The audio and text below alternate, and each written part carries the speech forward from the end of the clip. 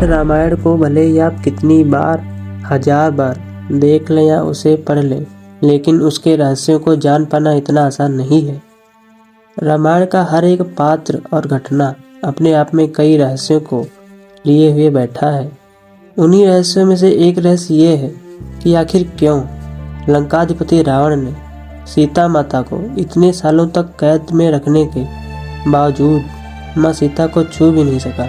और इसी के साथ एक ये भी सवाल सबके मन में जरूर आता होगा कि रावण ने माता सीता को कितने वर्षों तक अपनी कैद में रखा। यह भी एक महज रहस्य ही है। चलो तो आज इन्हीं सब राज से पर्दा उठा देते हैं। आज इसी अनकहे और अनसुने रहस्यों को जानने की कोशिश करते हैं। देरी न करते हुए स्टार्ट करते हैं। अर्ध ब्राह्मण और अर्ध मानव के रूप में रावण भगवान शिव का परम भक्त था। असुरों का राजा रावण न सिर्फ अद्भुत योद्धा और ज्योतिष शास्त्र का जनक था, बल्कि वेदों का बहुत बड़ा ज्ञाता भी था। ऐसा कहा जाता है कि रामायण की घटनाओं और अपने अंत के बारे में वह पहले से ही सब कुछ जानता था। लेकिन यहाँ सबसे बड़ा सवाल है कि राम ने कहा रावण सीता को छू नहीं सकता था। यदि वह ऐसा करता तो सीता की अग्नि उसके हाथों को जला देगी। लेकिन जब वह सीता को जबरदस्ती अपहरण करके अपने वायुयान में पकड़ कर लाया तो तब क्यों वह माता सीता को छू सका? आइए इसे विस्तार से जानते हैं। जब लक्ष्मण ने रावण की बहन शूर्पणखा के नाक काटे थे, तभी राम समझ गए थे कि स्त्री पर प्रहार के बदला रावण स्त्री पर वार करके ही चुकाने वाला है। इसलिए उन्होंने आगामी घटना को भांपते हुए सीता का अग्नि प्रवेश करा दिया था। तो जिस सीता का रावण ने हरण किया वो उस समय वास्तव में माता सीता की छाया प्रति थी और रावण उसे ही अपने साथ ले गया। यदि भगवान में विश्वास है तो ये जान लो कि भगवान की परछाई तो होती नहीं है, क्योंकि वो कोई पंच तत्व का शरीर नहीं है। इसलिए दिव्य शरीरधारी सीता की कोई परछाई नहीं थी। वो तो बोलचाल की भाषा में उसे छाया सीता कह दिया गया। और यहाँ छाया सीता इसलिए कहा गया है क्योंकि वो जो शरीर अग्नि प्रवेश के बाद सीता का था वो वास्तव में माता सीता का एक प्रतिरूप था, जो बाकायदा कम शक्तियों से विभूषित था ताकि सीता का हरण रावण कर सके। क्योंकि यदि सीता का हरण नहीं होता तो रावण का अंत भी नहीं होता, क्योंकि उससे लड़ने की कोई वजह ही सामने नहीं थी। अब यहाँ पर एक सवाल और भी आता है, यदि माता सीता का हरण ही नहीं हुआ होता तो फिर रावण कैसे मारा जाता, असुरों का विनाश कैसे होता, यह हम किसी दूसरे वीडियो में जानेंगे। अभी के लिए इस रहस्य से पर्दा उठाना जरूरी है। अब अगर गौर किया जाए तो लक्ष्मण अपनी पत्नी को नहीं लाए पर राम ले आए। क्यों? इसका जवाब खुद आने वाली घटनाएं देती है। क्योंकि राम तो भगवान थे जो त्रिकालदर्शी भी थे, इसलिए उन्हें आने वाली घटनाओं की जानकारी होना स्वाभाविक था। इसलिए राम को पता था कि असुरों का संपूर्ण वध करने के लिए सीता का सहारा लेना ही पड़ेगा। तभी तो 12 वर्ष बीतने के बाद भी जब रावण से किसी भी प्रकार का कोई संपर्क नहीं हुआ, तभी एक दिन भगवान राम पंचवटी में संध्या के समय अपने इष्ट को आंखें बंद करके ध्यान मुद्रा में बैठे हुए थे और उनका ध्यान कर रहे थे। तभी ऊपर से रावण की बहन गुजर रही थी। तभी उसने देखा कि एक पुरुष जो सूर्य के समान तेज वाला और मनमोहक रूपी सरल स्वभाव लिए एकांत में बैठा हुआ ध्यान कर रहा था। उसके मन में प्रेम की भावनाएं उत्पन्न होने लगी तथा साथ साथ राम से विवाह करने की कल्पनाएं भी आने लगी। तब उसके मन में एक योजना सूझी। तभी उसने अपना वेश बदला और नीचे उतरकर राम के सामने जाकर उन्हें प्रणाम किया और अपना परिचय दिया कि मैं असुर कुल की नारी हूँ, जो राजा विश्रवा की पुत्री तथा त्रिलोक विजयी महाराजा रावण की बहन शूर्पणखा हूँ। खरदूषण मेरे छोटे भाई हैं तथा विभीषण भी मेरे भाई हैं। यह सुनकर भगवान राम ने भी अपना परिचय दिया तथा भगवान राम ने उनके आने का कारण भी पूछा। यह पूछा कि आप किस प्रयोजन से आई हैं। तब उसने जवाब दिया कि मैं आकाश में विचरण कर रही थी, तभी अपनी सीमाओं का निरीक्षण करते हुए आप दिखे। आपको एकांत में बैठे हुए देखकर आपके बारे में जानने की उत्सुकता हुई और मैं आपसे प्रेम विवाह का प्रस्ताव लेकर सामने आई हूँ। कृपया मेरा यह प्रस्ताव स्वीकार करें। तब राम ने कहा कि मैं विवाहित हूँ और अपनी पत्नी को एक विवाह करने का वचन दे चुका हूँ तथा मैं वचन नहीं तोड़ सकता क्योंकि वह रघुकुल की रीत है। तभी अचानक सीता अपनी कुटिया से भगवान राम के पास आती है तभी उनको देखकर वह कहती है, क्या यही आपकी अर्धांगिनी है? तो वह जवाब देते हैं, हाँ यही मेरी अर्धांगिनी है। तब तक वन से लकड़ियाँ काटने गए लक्ष्मण भी वहीं पर आ जाते हैं। यह देखकर शूर्पणखा ने श्री राम से पूछा कि यह कौन है, देखने में बहुत ही मनोहर लगता है। तो श्री राम कहते हैं कि यह मेरा छोटा भाई लक्ष्मण है। वह कहती है, क्या यह अकेला है? तो राम कहते हैं, हाँ वन में तो अकेला ही है। तब वह कहती है, आपने तो मेरा प्रस्ताव को अस्वीकार कर दिया, क्या मैं इसके सामने अपने प्रस्ताव रख सकती हूँ? तो कहते हैं, आपको मनमानी करने से कौन रोक सकता है, कोशिश करके देख सकती हो। तब वह लक्ष्मण के पास जाती है और कहती है, क्या आप मेरा प्रेम विवाह प्रस्ताव स्वीकार करेंगे? तब लक्ष्मण कहते हैं, अभी तो आप भैया से बातें कर रही थी, क्या वहाँ बात नहीं बनी? मैं पहले से ही विवाहित हूँ और मैं श्री राम का दास हूँ। तुम इस दास की सहायता करते करते थक जाओगी।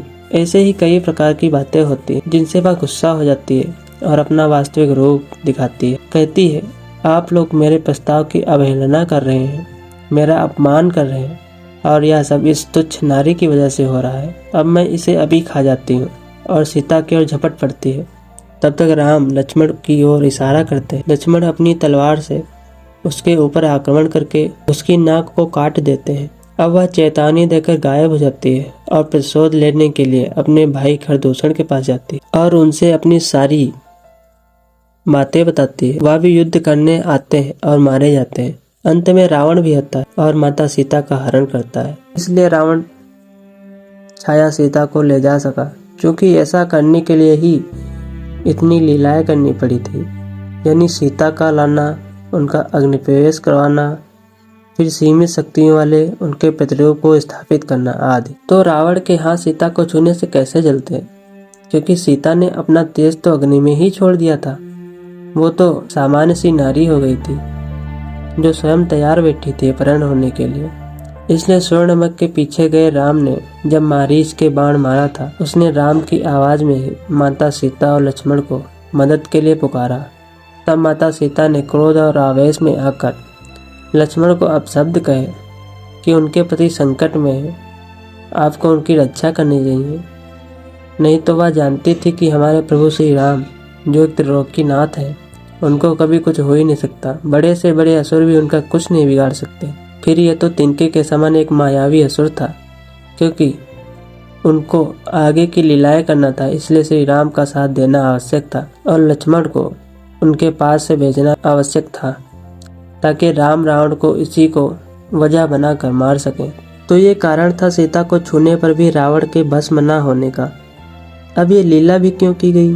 क्योंकि भागवत के अनुसार जय विजय को उनके शाप से मुक्त भगवान विष्णु ही कराएंगे। यह वरदान उन दोनों को विष्णु जी ने ही दिया था। यह श्राप 3 जन्मों के लिए, इसलिए पहले जन्म में हिरण्याक्ष तथा हिरण्यकश्यप का वध विष्णु जी ने शुक्र अवतार और नरसिंह अवतार धारण करके किया था। दूसरा जन्म रावण और कुंभकर्ण का, जिसके लिए विष्णु जी ने रामावतार ग्रहण किया। अब यदि शक्ति पुंज सीता को छूने मात्र से ही रावण भस्म हो जाता, तो फिर विष्णु जी का दिया गया वरदान ही व्यर्थ हो जाता। ऐसा तो विधान ने ही नहीं बनाया, नहीं तो वरदान का महत्व ही खत्म हो जाता। इसलिए पहले सीता की प्रलयकारी शक्तियों को अग्नि के पास सुरक्षित रखा गया, फिर आगे की लीलाएं की गई।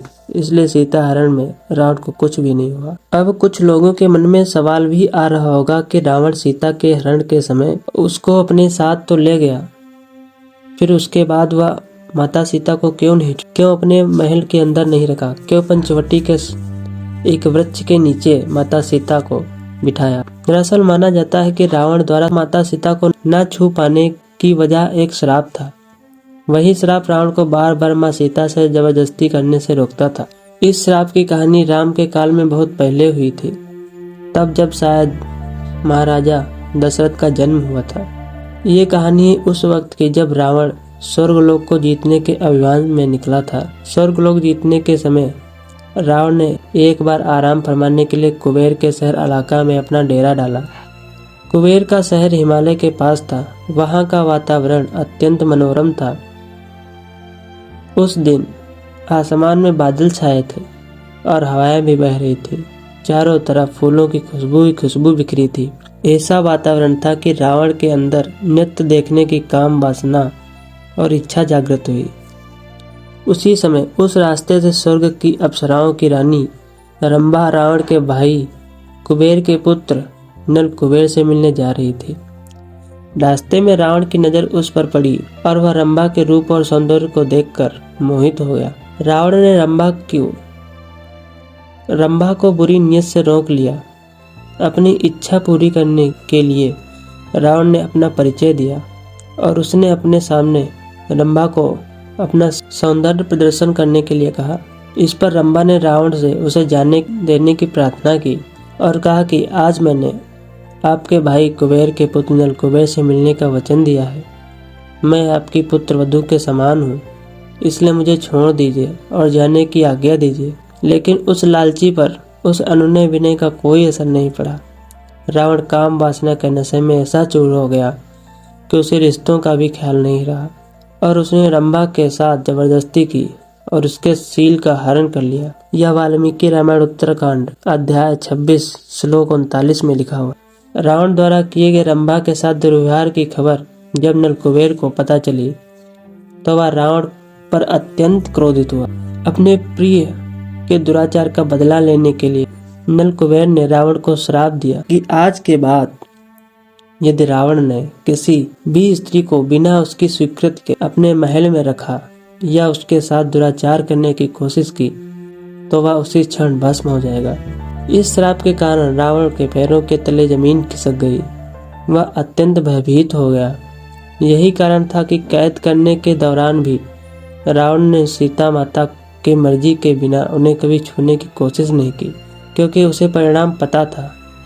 और इसी श्राप के कारण रावण ने सीता को राजमहल न रखते हुए राजमहल से दूर अशोक वाटिका में रखा। अब बात आती है कि अग्नि परीक्षा की। जब रावण वध के समय श्री राम लक्ष्मण को चिता बनाने को कहते हैं तो लक्ष्मण क्रोधित होकर कहते हैं कि भैया, आप मेरी माँ समन भाभी पर संदेह कर रहे हैं।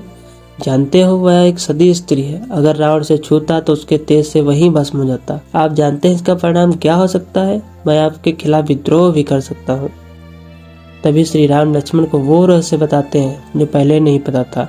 वह कहते हैं कि सीताराम तो एक ही है। हे लक्ष्मण, अगर तुमने धर्म का पालन किया है तो अग्नि उत्पन्न करो। उसके बाद छाया रूपी सीता अग्नि में प्रविष्ट हुई और जानकी श्री राम के पास वापस आ गई। यह सारी प्रभु श्री राम की लीला थी जो निशाचरों को मिटाने के लिए रची गई थी। मुझे यह सब जानकारी इंटरनेट से प्राप्त हुई है और कुछ किताबों को पढ़कर। तो यदि किसी को गलत लगता हो या कोई गलती हुई हो तो मुझे क्षमा कर दे, क्योंकि यह वीडियो सिर्फ नॉलेज पर्पस के लिए बनाई गई। अगर आपको यह जानकारी पसंद आई हो तो हमारे चैनल को सब्सक्राइब करो, क्योंकि मैं इसी तरह का कंटेंट लाता रहता हूँ। धन्यवाद।